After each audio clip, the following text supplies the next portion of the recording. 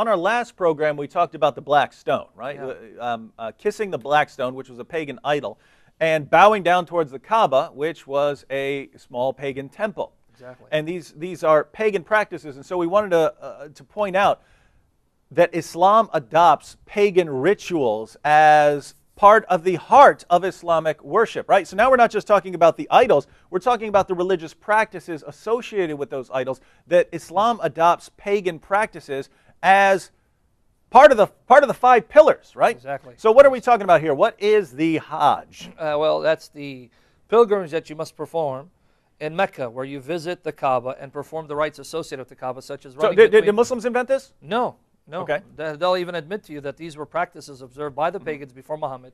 But their justification for it is, but Ishmael settled there. And We have any records of Ishmael being there? None whatsoever. Have any records of Abraham having Never. anything to do with this? None whatsoever. Okay. But we do have admission from Muslim sources the pagans were doing it. Okay. So at least they admit that part. And so what Muhammad did was he repackaged these pagan rituals in a monotheistic context. In fact, I encourage all Muslims to get a copy of the Abdullah Yusuf Ali translation of the Quran with the commentary, and read throughout chapter 2 of the Quran and see his commentary, where he basically admits that Islam spiritualized these practices that the pagans were actually observing. So he has to admit these are pagan practices, but Muhammad supposedly purified them and spiritualized them and restored them to their true meaning.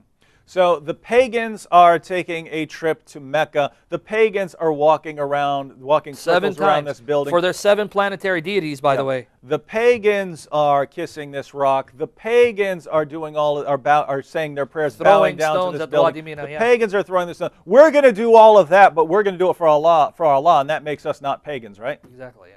And so what we see here is Islam doesn't come and say, hey, stop these pagan practices. Islam comes along and says, we're going to adopt all of these pagan practices. And that's the true religion, right? And they condemn the pagans. Very interesting stuff.